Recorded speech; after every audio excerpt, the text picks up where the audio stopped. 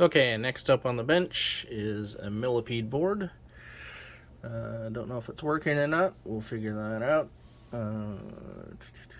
The one thing that really stood out was this little flame mark here. Looks so whatever was in there before must have let the magic smoke out and somebody's replaced it. So we'll have to check the other side and see how that works. Everything else on the board looks pretty clean. Didn't see anything that stood out. The crystal's there, which is good. No dip switches are broken. Has both pokies, the 6502. All the ROMs are there. The NVRAM for saving high scores and more ROMs. This is all the RAM here and here. This thing's got a lot of weird voltages too. You got minus 15, you got plus 10.3 volts, you got minus 22, plus 22. The plus and minus 22s are used for the NVRAM, but then there's also a minus 25, which is kind of odd. I mean, I don't know why they need all the different voltages, but we'll figure it out based on the schematics.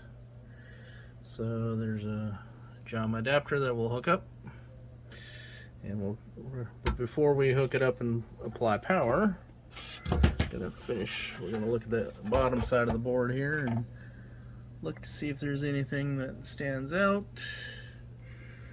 And I'm not seeing anything. The edge connectors sort of look decent. Nothing burnt.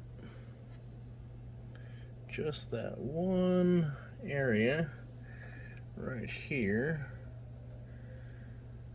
And we'll have to inspect that a little closer and see if there's anything bad, but it doesn't look like it just by looking at it. It's not the best in the world, but it doesn't look horrible either, at least at first glance.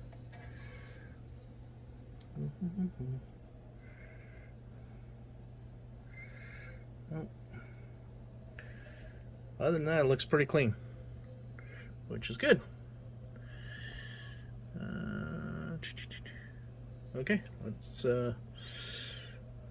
flip this back over, and then we'll do a couple of quick tests and go from there. Okay, I decided before I flip it over, might as well break out the microscope and take a look at the prior work here. This is, let me focus as much as I can. Doesn't look horrible, that needs to be cleaned up. Not too bad. I think once it's cleaned up it'll be better, but then right in here, let's see if I can point to it.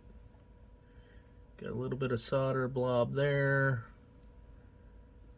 Maybe something here. So we're gonna need to clean this up and then go from there. This one here on the end, it's probably okay. It just probably needs to be cleaned up. It's just probably extra crap on the end. I think once I clean it up, I can take a better look and then touch up what I need to. Okay, so then we're going to move up to the next row of pins.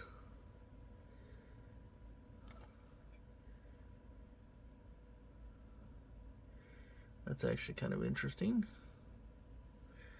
If you look at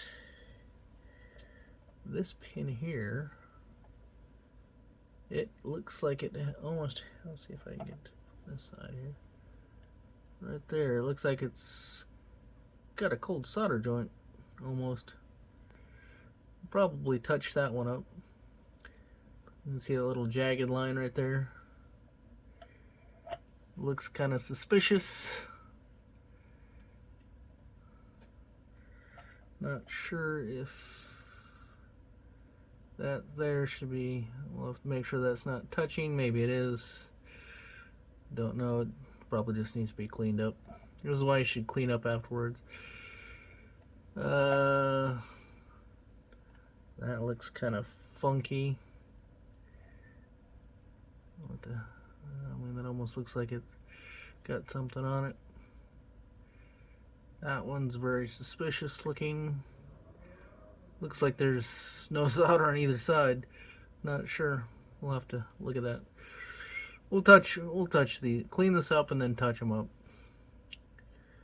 So I'm gonna go ahead and use some 91% isopropyl and a toothbrush. Clean these up.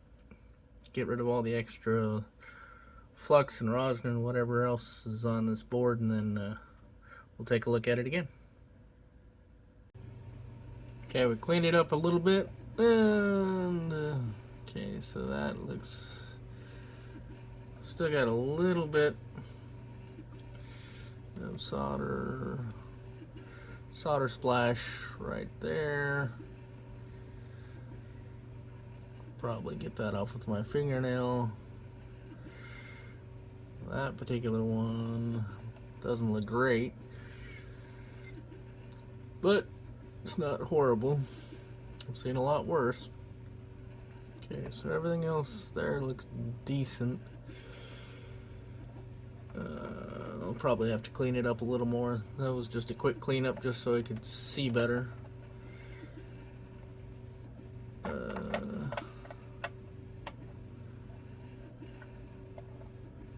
Alright, let's get close. Twist it so that we're mostly... Oh, come on, focus. Alright. The red you're seeing on these pins is just a reflection of the little rails. Red rails I'm using. Okay, so that one looks like it's... looks like they... on this one... looks like they messed up a pad or something, and it's not perfect, but it looks like it's connected. Looks like a pad's broken there, but we'll check continuity. Make sure that's working good. Yeah, that one is definitely iffy. We'll redo that one if we can. Everything else seems to be okay. We'll check continuity and everything else, but that one pin I definitely want to clean up. And that one there, clean that one up.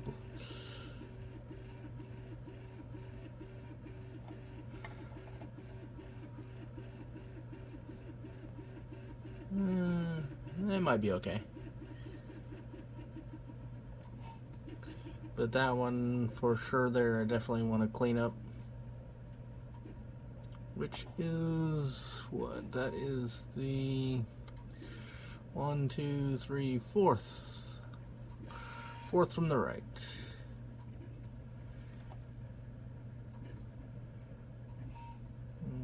The only problem with this pen microscope is it wants to twist all the time. So I gotta hold it in place. Okay. I'm gonna clean that up and then we're gonna go from there. Okay, time to clean them up a little bit. Get a nice clean edge there. We'll need some solder. Yeah,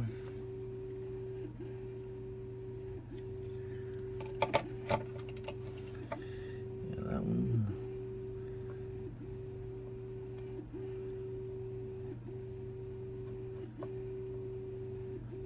Missing a pad is what that one looks like. Good. That's a ball. We don't like balls. We don't like balls of solder.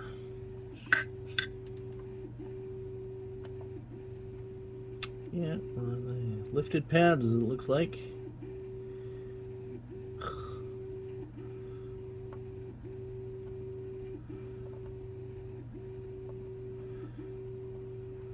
Yuck.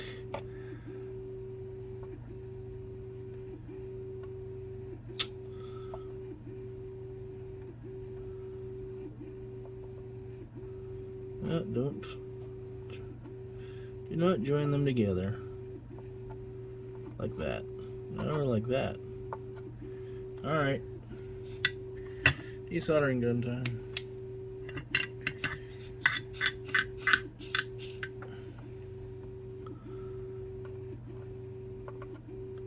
There's a bunch of extra solder crap on here.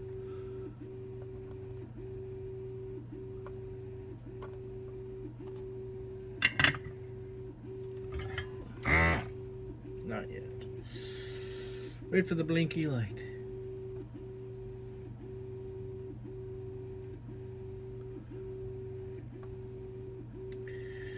The goal is to not make it worse than it was before.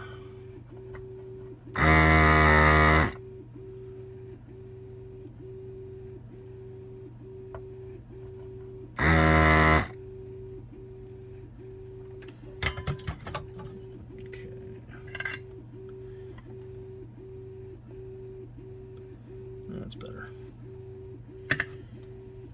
Alright, now we're going to go back and take a look.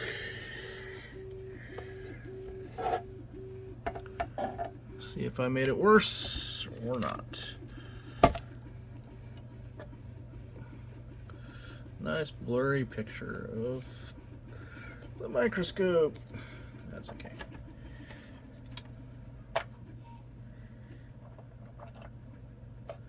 Turn the light back on to the microscope.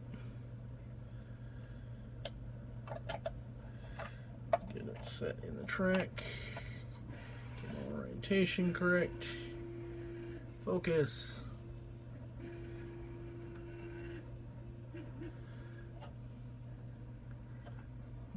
Is that a reflection?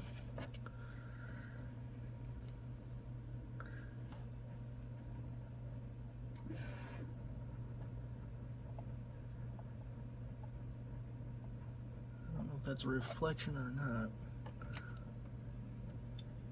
Yeah, I am upside down. That's why. That's why I'm not looking at the right thing here. Alright, which row am I on? That should be the bottom row.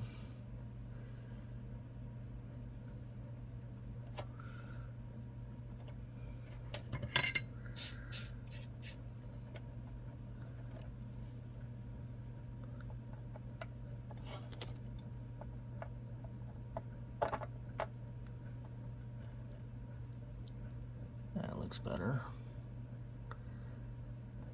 It's okay.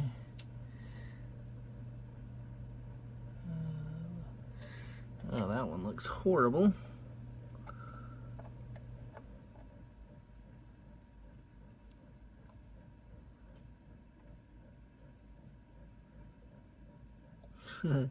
Melting my microscope stand.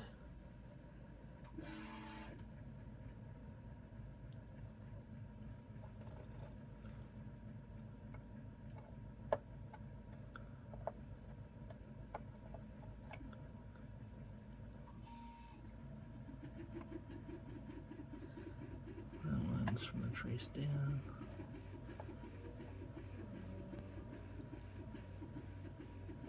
That looks better. Better, better, better. That last one, not thrilled with.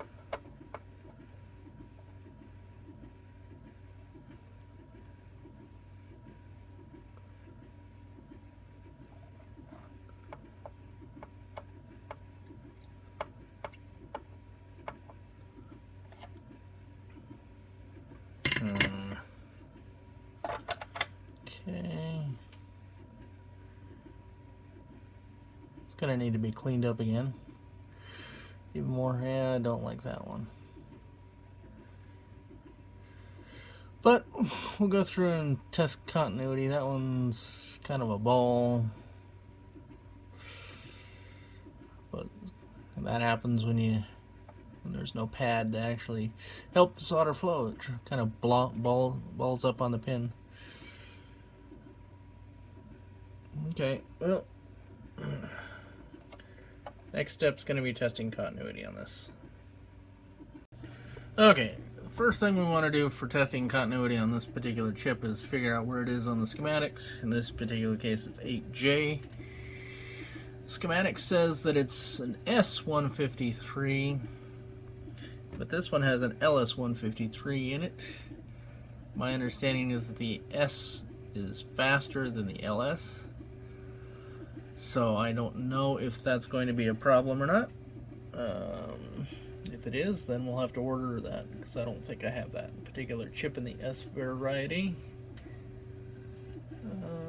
Does not look like it. Okay, so what we're going to do first is we'll test the obvious ones, which is the ground pin, the power pin, make sure that those are connected to where they should be. And then we're going to follow these to the next chip and make sure that all the pins are connected. Like pin 1 here is followed up here, and it's connected to pin 1 on 7B. So I should be able to touch pin 1 on both of these chips and get continuity. And that'll tell me that the trace is good. If I don't get it continuity, then there's probably a broken trace or some other issue. And then I'll just go to pin 2, 3, 4, 5, 6, and 7, and all the way up to whatever the highest chip number is. That's probably a 14 pin chip. Yep, 14 pin, so nope, actually no, that's got pin 15 on it, so it's a 16 pin chip. Okay, let's take a look here. That's this chip right here we're going to be testing. Okay, so the easy ones, hopefully you can hear that. This is ground. So pretty much anything else that has ground, this is ground here, right? So we're good. We're hearing a beep, and this is power. So all the grounds and all the powers, the TTL should all be tied together, and you should be able to get continuity between them. So like that one goes to okay. Now what we're going to do is we're going to start at pin 1, and that needs to go to 7B, which is over here, pin 1. Okay, and let's see, then pin 1 and pin 15 are actually tied together on this chip here, so that means those are, good continuity there. Pin 2, that goes to pin 2 of that 7B as well. A little bit of corrosion on there, so you have to kind of press on with the lead to get it in there. Alright, pin 3. And pin 3 goes to, on the schematics, goes to pin 6 on 7J. 7J. That one goes to pin 6. 1, 2, 3, 4, 5, 6. Okay, pin 4 goes to pin 9. That's 7, 8, 9. Pin 5 goes to pin 2. Okay. Then pin 6 goes off to a different sheet, so we'll worry about that one later. Pin 7 goes off to a different sheet. Pin 8 is not listed, so it's not used, or it's used somewhere else. 9 goes off the sheet. 10 goes off the sheet. 11. So if this is 8, 9, 10, 11 right here, goes to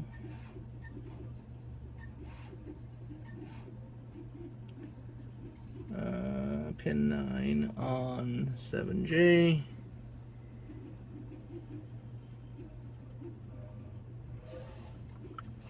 Uh, 7J, right? 7J. 1, 2, 3, 6, 7, 8, 9, 10, 11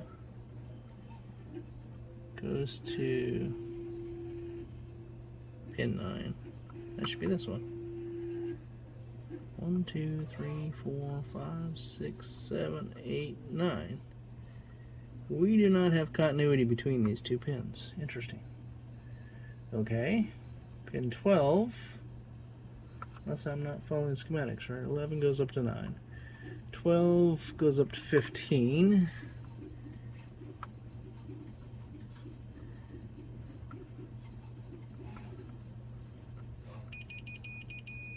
Okay. So pin 9 to pin 11 on between these two chips is suspect. Keep that in mind. 13 goes to pin 12.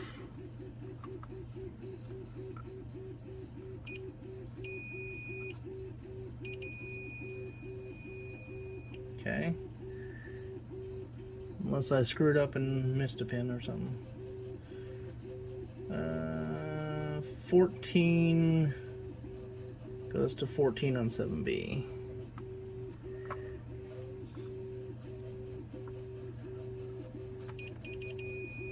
Okay. 15 is not listed. Okay, I found the problem. The problem is either a bad scan with the schematics or a typo or something. Well, typo, these were probably handwritten back in the day. If you look at this, we got pin 11 here. You follow it up and it says it goes to pin 9. That's actually supposed to be pin 19, because if you look up here, there's another pin 9 here. And I tested it and it does go to pin 19. So this actually here should say 19, not 9. So after that, everything tested good. Alright, so the next thing we want to test is we want to make sure ground and 5 volts are not directly tied together. Okay? That there's not a dead short. So what we're going to do, it's probably not sure how we're going to get this on video. I'll move the camera when it's time. So what we're going to do is we're going to put our probe on, and it doesn't really matter, positive to ground. So this one's on ground and this one is on +5. And you hear it, but we'll have to show you the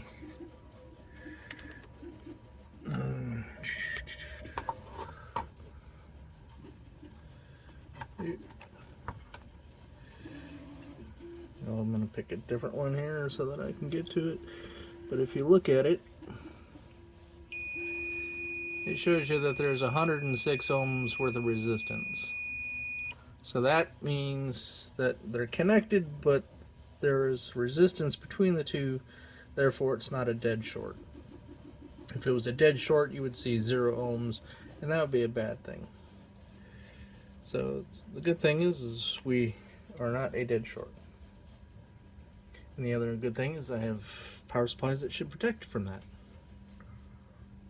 So now we're going to hook up the harness and we're going to turn it on and see what we get. When testing the board for the first time, my approach is that I power it up slowly.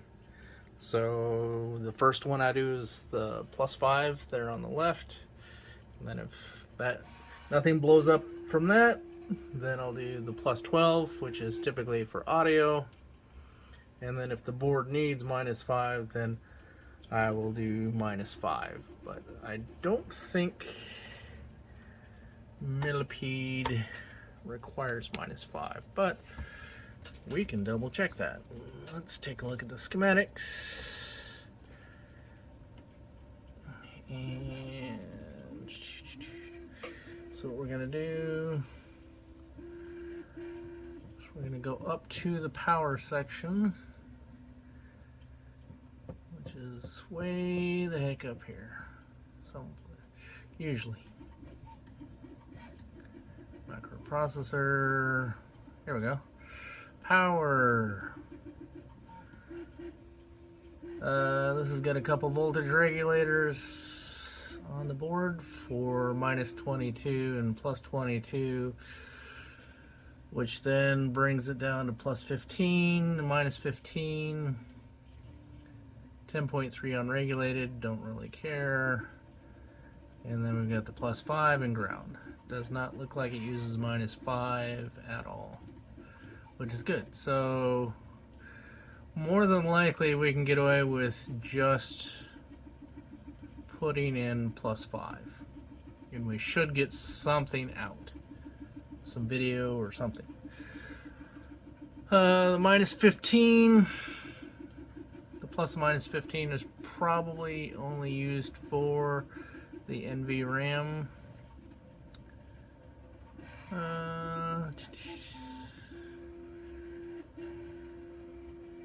Yeah, C +5s and all that. So let's go down to.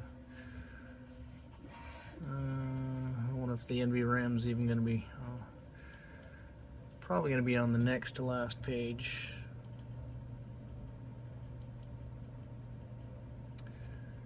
-28 volt supply. Yep. Interesting. Yeah, plus 15. +15 over here, -15 over here. And that goes into the high score table. So it's for the high scores. And I bet that's it. So I don't care about the high score saving or anything like that. I just want to make sure that the board's actually going to work. Okay, so let me set up again here. Alright, I've got my ground, my probe hooked up to the ground tab here, so that I can just go run and test some voltages on the board. And we'll show those here. Okay, so we're going to apply the 5 volts. Says I always start at 5 volts and then I can always bump it up afterwards to. So the first test point is +5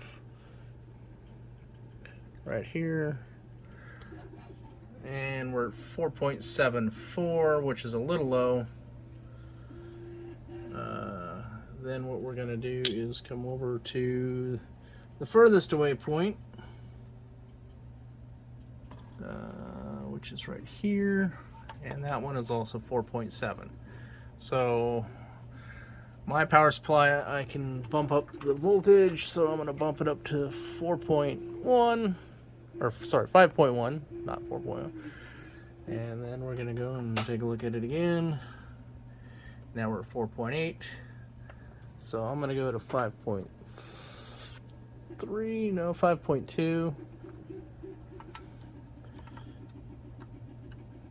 And we're getting 4.91 there.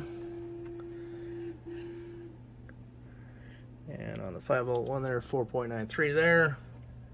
So that's close enough. And if you look at the video screen, we have garbage. So,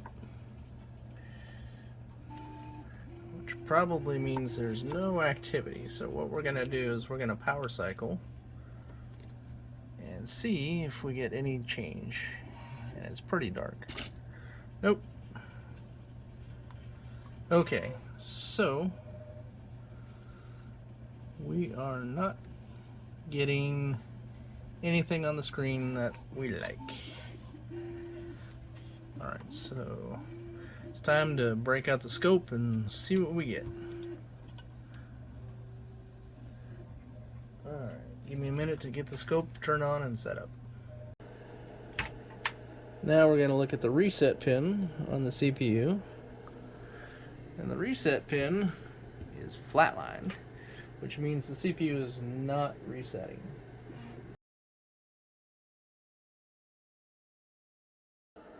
Okay, a lot of chasing my tail for no damn reason. Should have figured this out earlier, but it's a learning experience.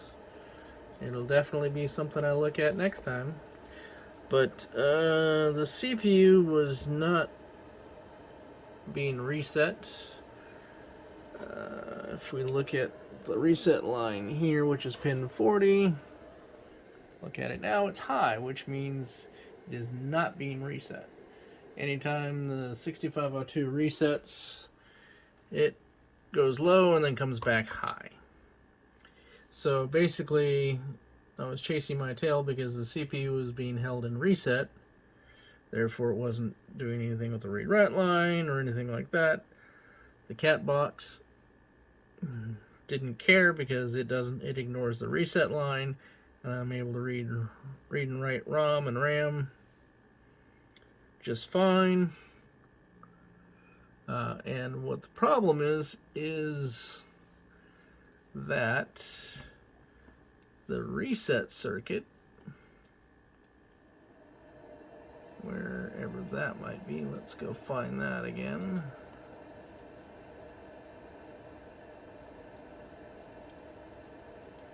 Okay, so the reset, the power on reset, right here,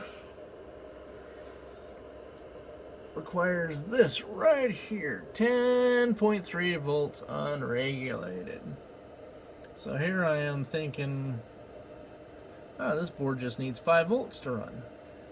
Well, no, it actually needs the 10.3 volts, which on the adapter is fed by the 12 volts because 10.3 unregulated can be as high as 12 without a problem. So now we're getting this, which is the CPU is running.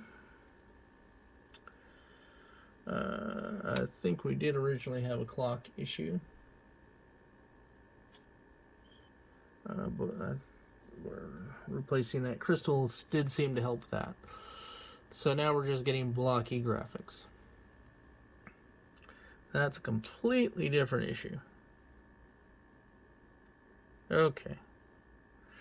So much for wasting all that damn time. Which I'll probably cut out of the video because really don't need it in the video. Because I'm just chasing my tail at that point and it's not going to help anybody. Why are we... my focus is like going in and out. Probably because the screen's pulsing. And I have brightness way up on that. So and this is normal brightness here, so you can't see squat.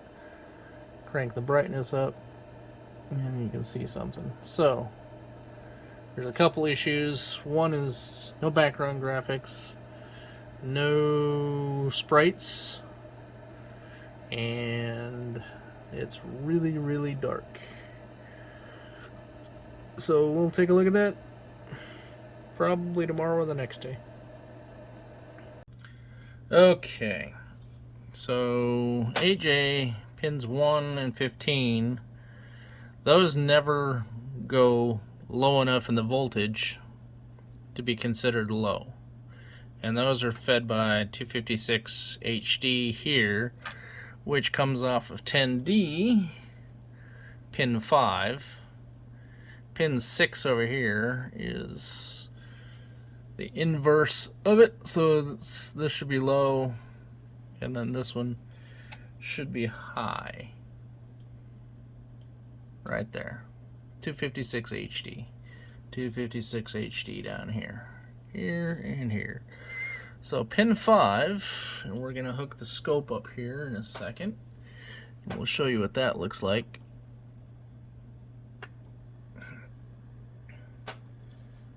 Grab my probe.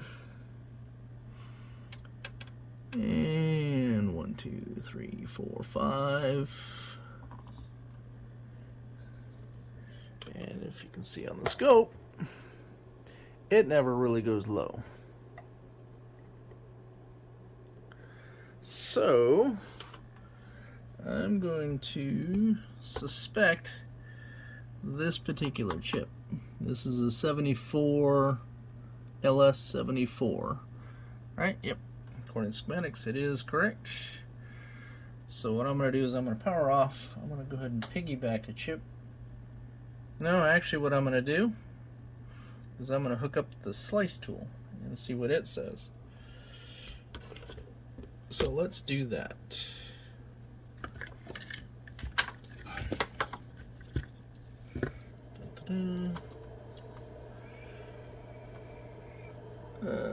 Where's a ground?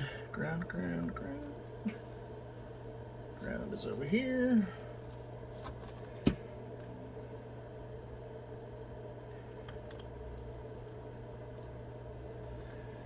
Alright. And 10D. Okay, so we have the slice tool hooked up to 10D, which we suspect. So now we're going to run the slice tool.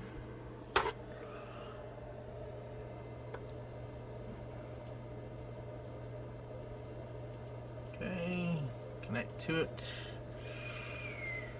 And this is a 74. So it was a 7474, right? Or let's see. Let's double check the schematics here. Yes, 7474. Okay. Do a float check. And we probably need to shift that up. Do a float check.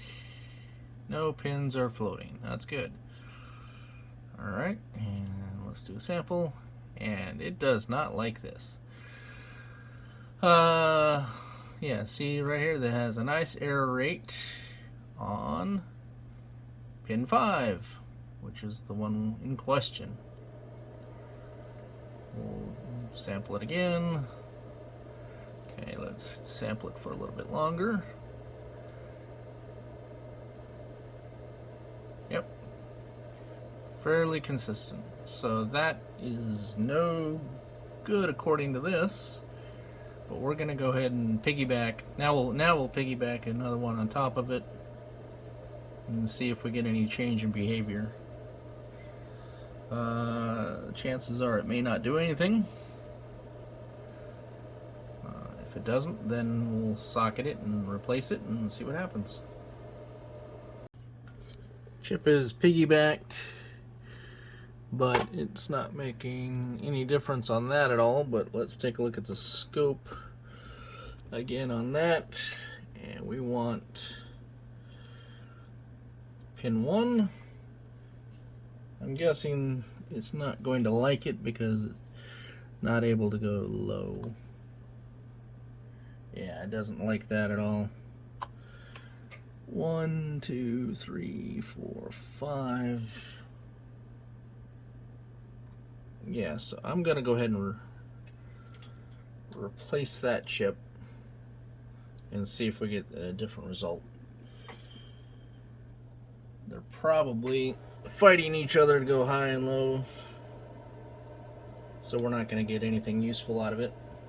Sometimes piggybacking works, sometimes it doesn't. This is probably one of those cases where it doesn't. Alright, we'll be back. Okay, I got this one working. This one was kind of a pain. So I did a bunch of stuff that wasn't on camera, but I'll go over it here so that you'll know what happened. Okay, so this chip was originally the one that blew up and somebody replaced. So then I tracked it down to what I thought was the RAM, bad RAM. So I replaced it, and that didn't fix it because I was looking at pins 8, 9, and a couple other pins, and they were all low. No activity, no pulsing, nothing.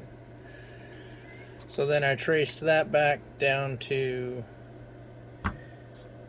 10D and pin.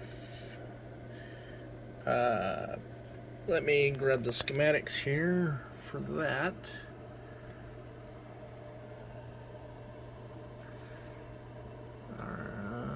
What do we got here? This is okay. 8J. Here's the one that was replaced. Okay. So then, while testing, pin 1 was not doing, pin 1 and pin 15 were not pulsing. So since those never pulsed, nothing ever came out of 7 or 9 on this. So I'm thinking, okay, and that goes back to 256 HD. So then I followed that up to where 256 HD is created, which is actually up higher. It's on the sync circuit. Still going up. Nope, still higher up in the schematics. Of course, it's on furthest away page. All right. Okay, so watchdog. Did I pass it? Probably. Let's go back one more page. Oh, all right, here we go. 10D. So 256 HD there, and comes out of pin 5 on 10D. So I looked at that on the scope, and that was high, and it would never go low. Pin 6 looked perfect. Pin 6 is 256 HD, the inverse of pin 5. So when pin 5 is high, pin 6 is low, and vice versa. Okay, so I replaced that chip here, and I had the same exact results. So then I took and I lifted pin 5 out of the socket, and it showed that that pin was pulsing like it should be.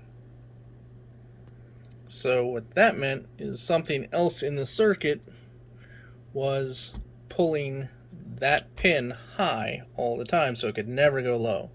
Anytime this thing tried to go low, something else was holding it high on this chip and every other chip in the circuit that was tied to that, so it would never go low. So the next step then was to figure out everywhere that 256 HD was used on the board, and luckily it's only used in two other places besides 8J, and the first place was 9B, I believe it is. It should be 9B. So I pulled that chip out, had the same exact results. So that chip was good. Then the next one was 7B, pulled that chip out, and that fixed it. So 7B was bad. And replace that, and now we have a working Millipede.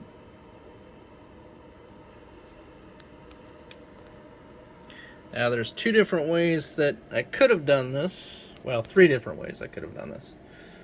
One way is I could have just cut the pin on this chip. If it didn't change it, then I soldered the pin back at the board. Or I could have taken the solder out of there and tried to isolate that pin from the rest of the circuit, but that's kind of a pain. So the third option was the option I chose, which was to go ahead and remove the chip completely, put a socket in, and that way if the chip's bad, I just have to put the new chip in and we're done. Otherwise the old chip goes back in and no harm, no foul. You're paying a couple cents for a socket.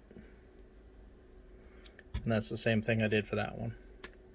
RAM tested good. Let's see.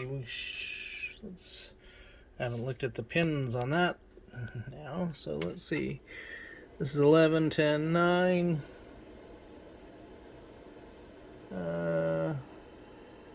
It's pulsing, but it's hard to see.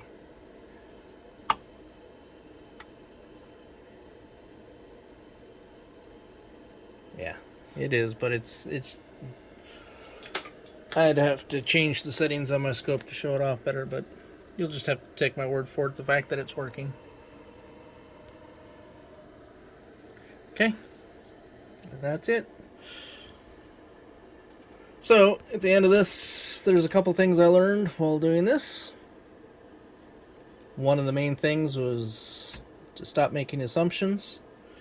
I wound up chasing my tail forever because of the reset pin on here.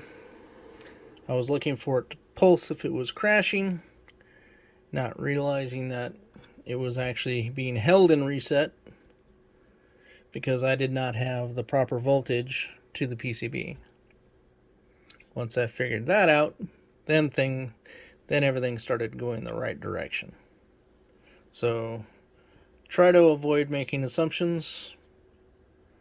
You know, and if you do, you'll wind up doing what I did and spending an hour chasing my tail for no reason whatsoever. Nope, that's it for this one.